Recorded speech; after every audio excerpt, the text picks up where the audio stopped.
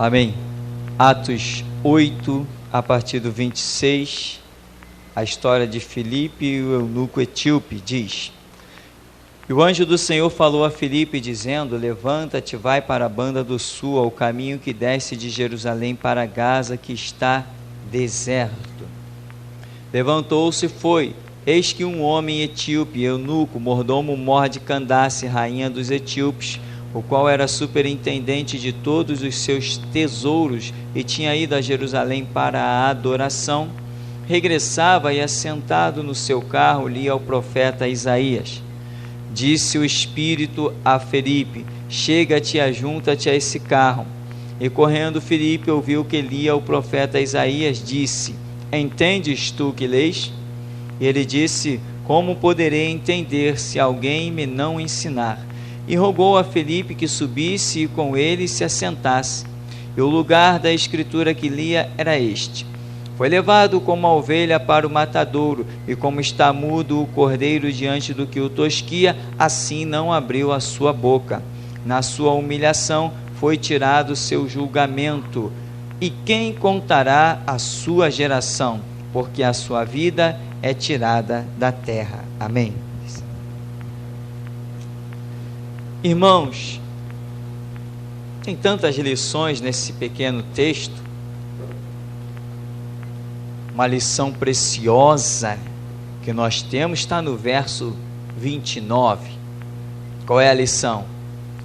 E disse o Espírito Santo. Esta lição é fantástica. Amém. Porque tem gente por aí dizendo: mas Deus fala. Como é que Deus fala? Ele fala? Fala. Quer saber como que ele fala? Pergunta e aguarda a resposta. Você vai descobrir como é que ele fala. E tem mais. Ele fala de uma multiforme, ou seja, maneiras infinitas Deus tem de falar, porque ele é infinito nos seus atributos. Ele é insondável. Esta é uma grande lição. Você vê que Filipe, um servo de Deus,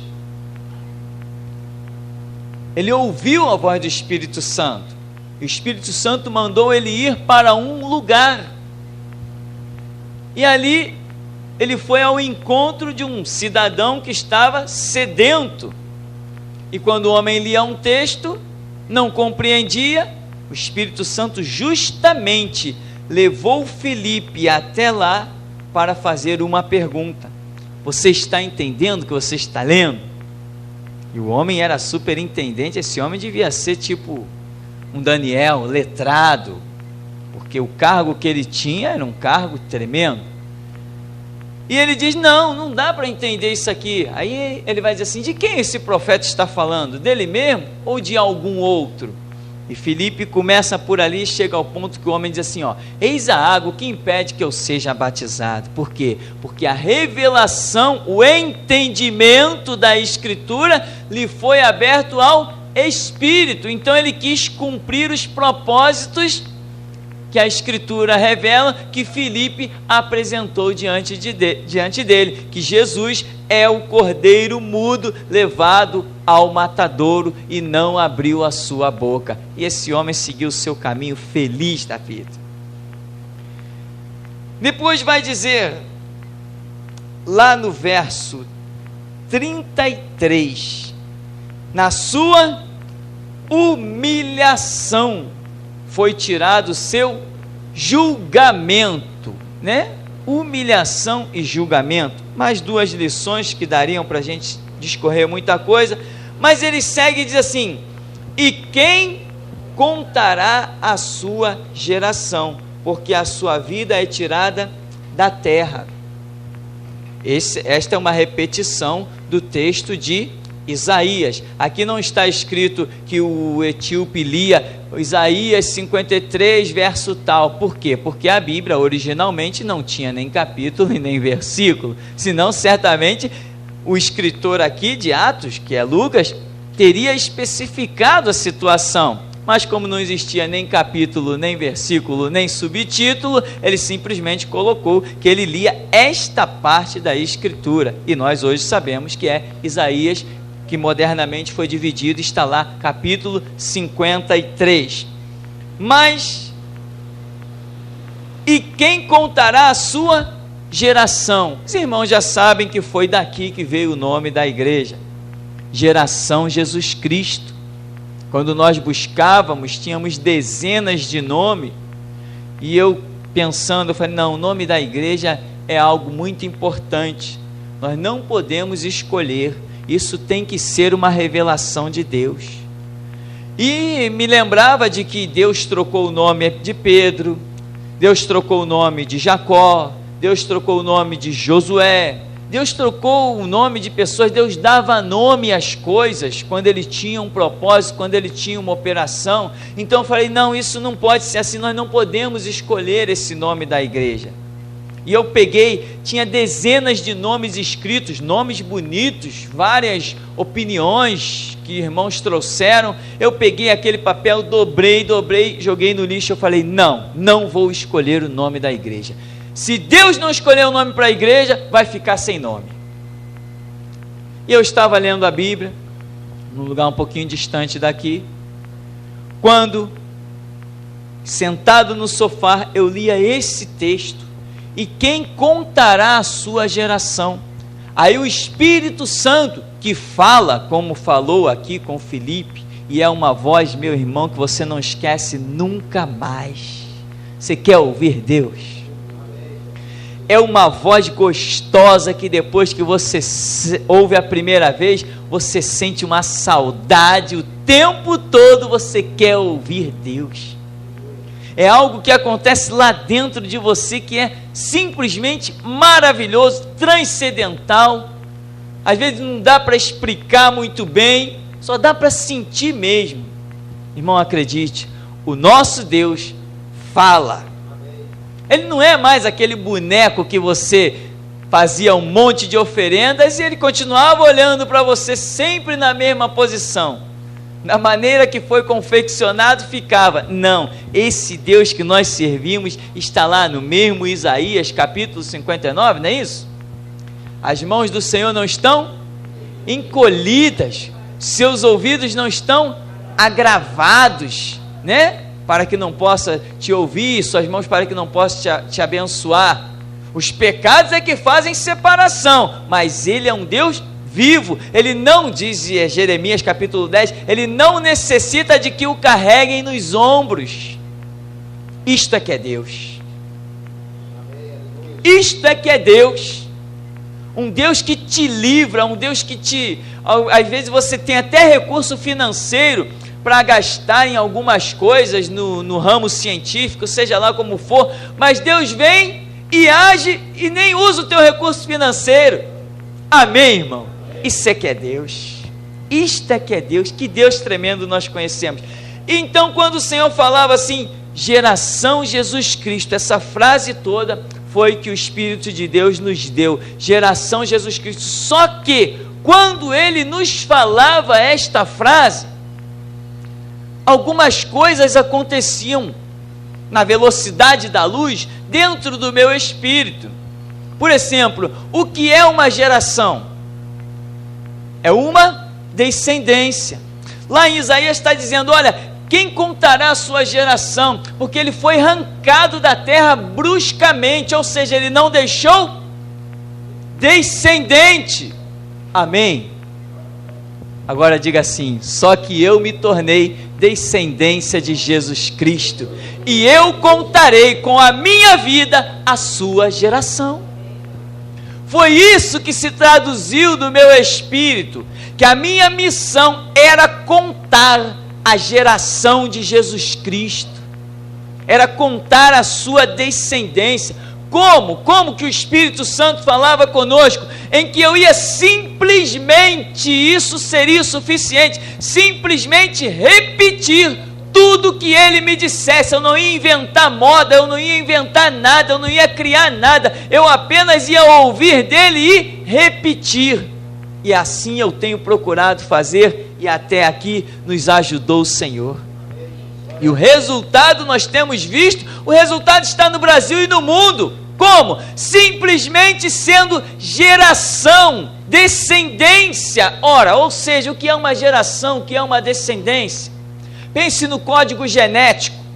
Você não pode mudar o seu tipo sanguíneo. Isso é hereditário. Faz parte da descendência, da cadeia genética. Se os meus termos não estiverem muito bons, não tem problema, porque eu não sou cientista nem médico. Apenas eu estou procurando me fazer entender.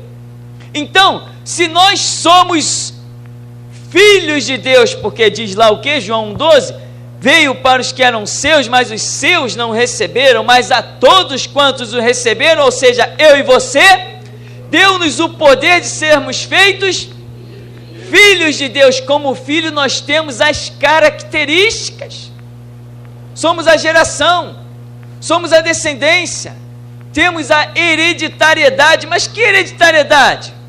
Uma é preciosa, e está aqui no verso 29, nós temos o Espírito Santo, aquele mesmo que em forma corpórea de pomba desceu sobre Jesus, quando em Mateus capítulo 3, ele recebia o batismo nas águas pelas mãos de João Batista. Diga, eu sou descendência de Cristo, eu tenho o Espírito Santo.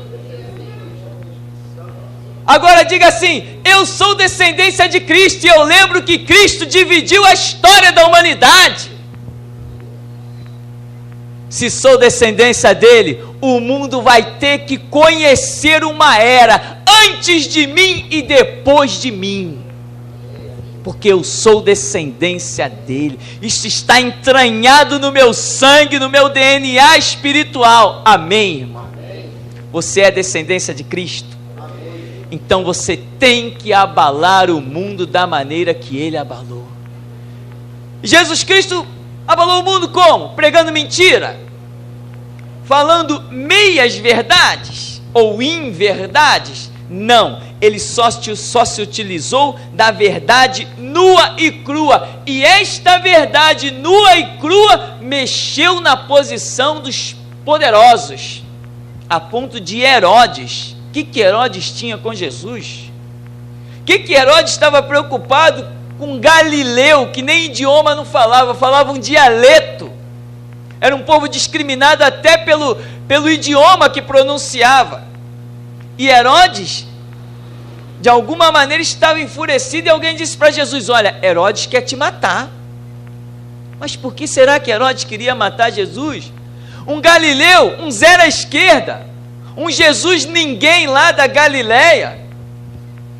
Mas diz a Bíblia que ele começou da Galileia e chegou até eu e você.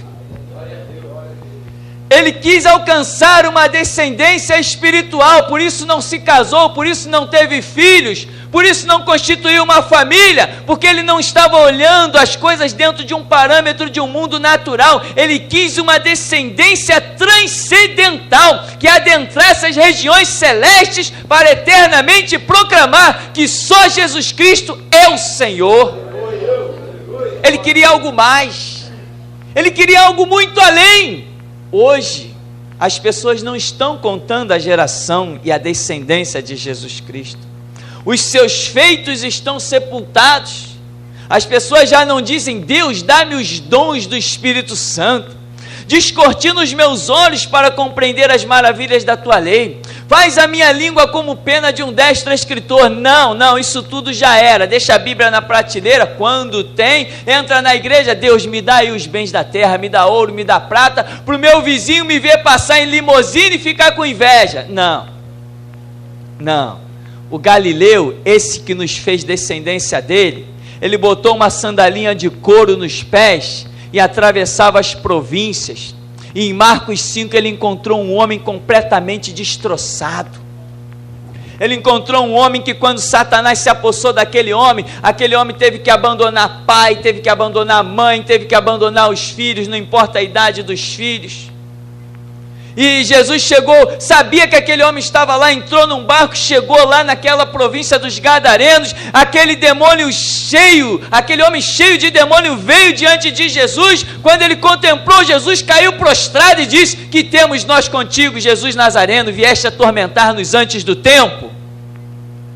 Hoje os demônios olham para você e diz assim: que temos nós contigo? Vieste atormentar-nos antes do tempo?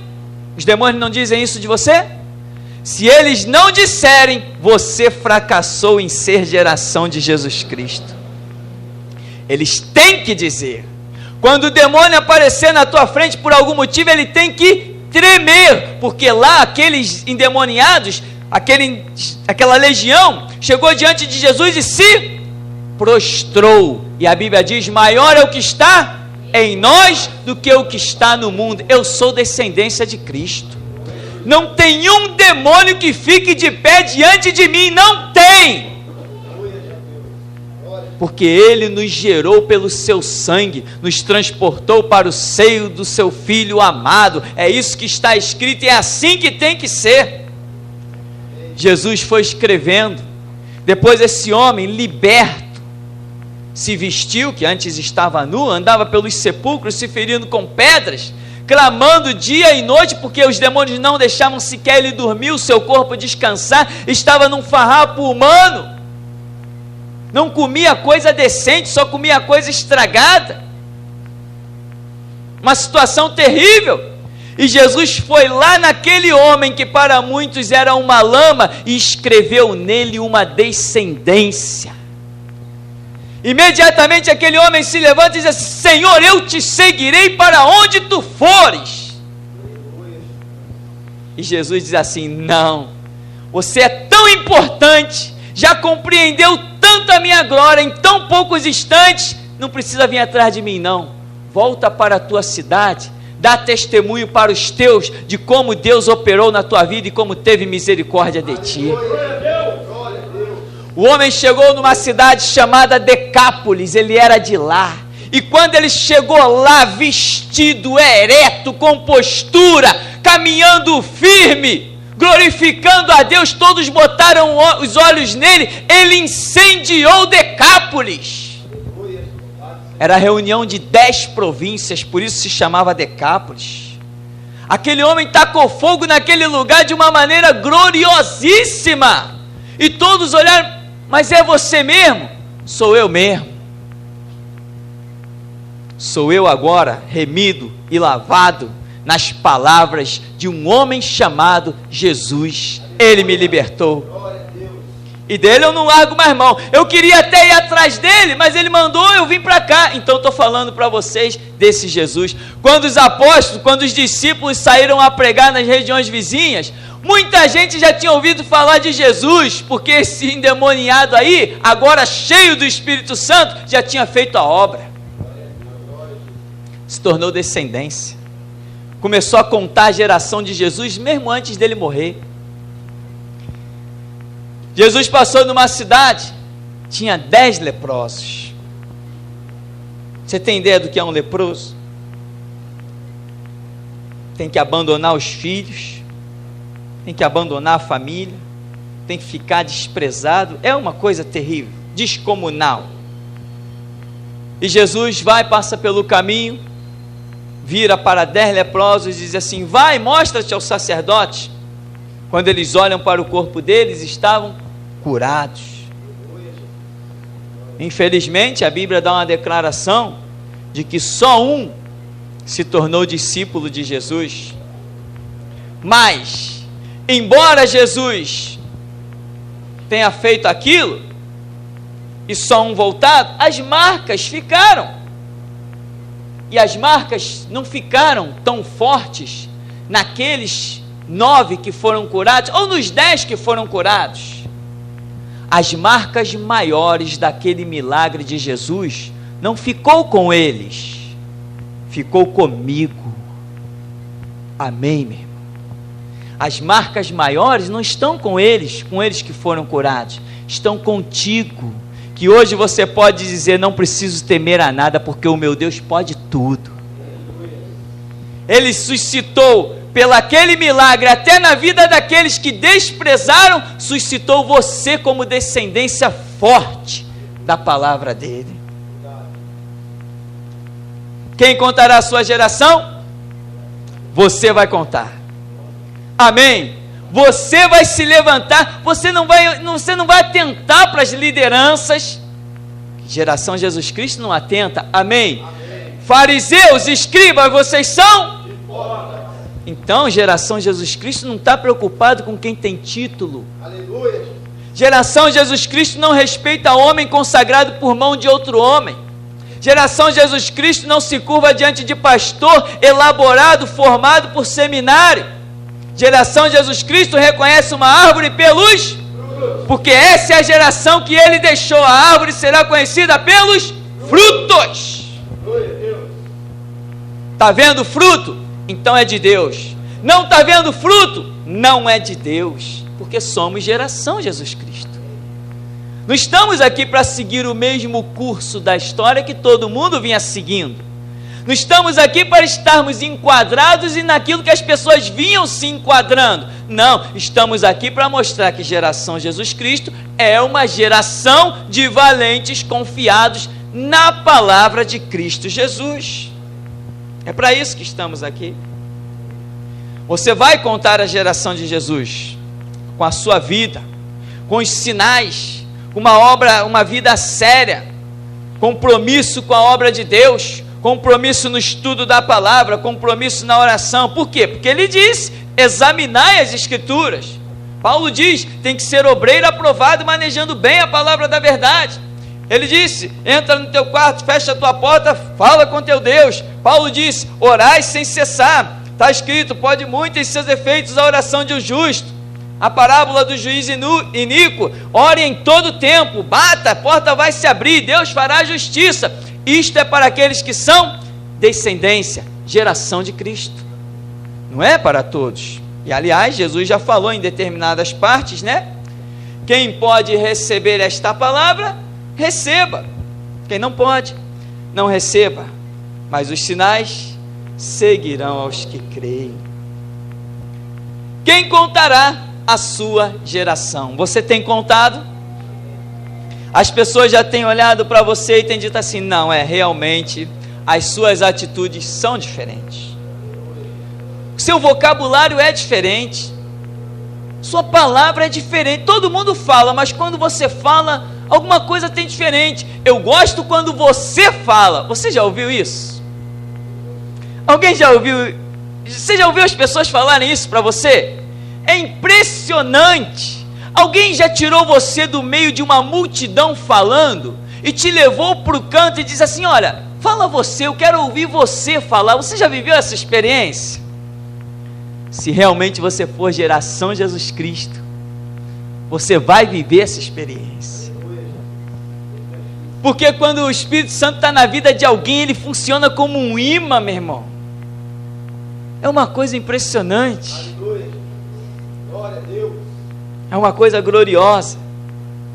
Você, com a sua vida, os frutos de Deus na sua vida, você vai contar esta geração maravilhosa que Jesus tanto ansiou constituir. Não se casou, não teve filhos, não deixou netos, nem bisnetos, nem tataranetos. A preocupação de Jesus era uma descendência espiritual, porque não adianta ter uma descendência carnal que não cumpra os propósitos de Deus, e somente a descendência espiritual, gerada pelo Espírito Santo que nos guia em toda a verdade, somente esta cumpre os propósitos de Deus. Porque em João capítulo 4, verso 24, Jesus diz, mulher, chegou o tempo e vinda é a hora em que os verdadeiros adoradores adorarão em espírito e em verdade. Nós somos uma descendência para fazer diferença nessa terra. E chegou o tempo das pessoas olharem para você. É a hora das pessoas olharem para você e ver que verdadeiramente a sua palavra é diferente. E tem mais, você é descendência de Cristo?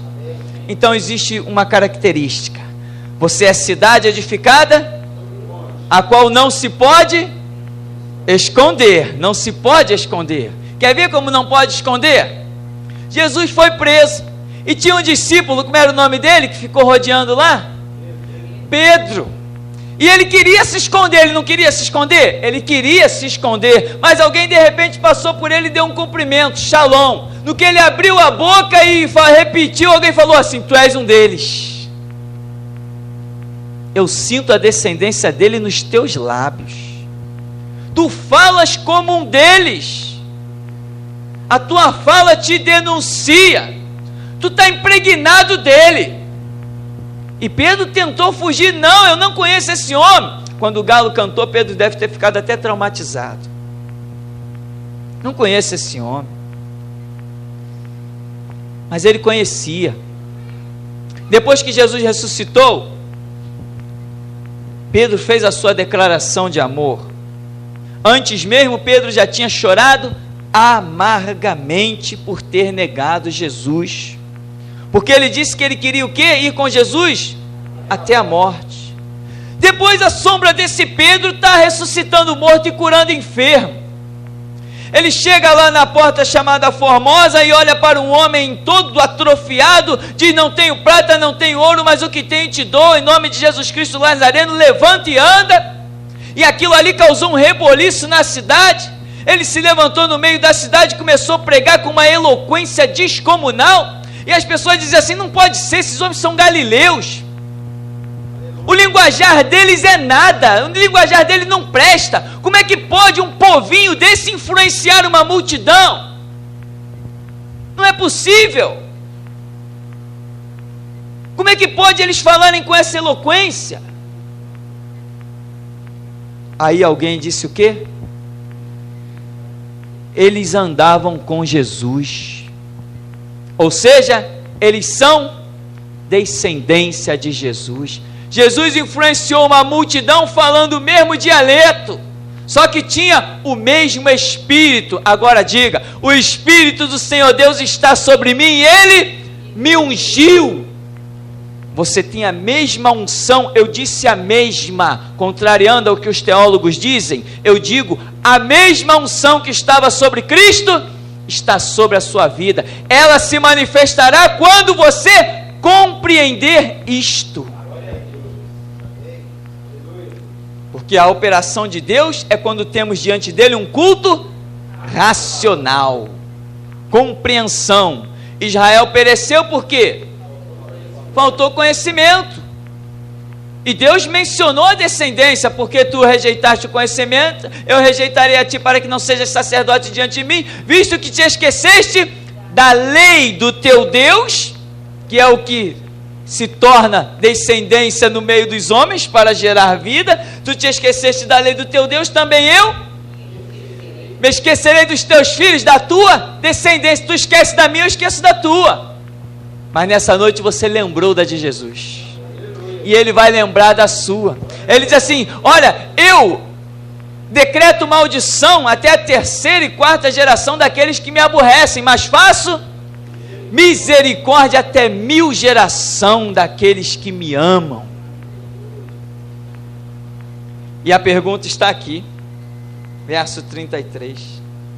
Na sua humilhação foi tirado o seu julgamento, e quem contará a sua geração, porque a sua vida é tirada da terra. A vida de Cristo não foi tirada da terra. Por quê? Porque Cristo vive em quem hoje? Vive em você. Aí está Cristo. Quem quiser conhecer Cristo e a verdade tem que olhar para você. Não foi isso que Pedro disse lá na porta Formosa? Ei homem, para de pedir esmola, olha para mim aqui, olha para nós, para mim, para Pedro e João aqui, olha para a gente. Nós não temos prata, não temos ouro, porque aquele que nos gerou também não tinha, mas o que ele tinha eu tenho e te dou. Em nome dele, levanta e anda. Aleluia, glória a Deus. Nós estamos aqui para fazer diferença. O que as igrejas, o que o mundo esqueceu de contar, nós temos que relembrar e pagar o preço e apostar a vida. Amém, irmão? Então que o Senhor nos abençoe em nome de Jesus.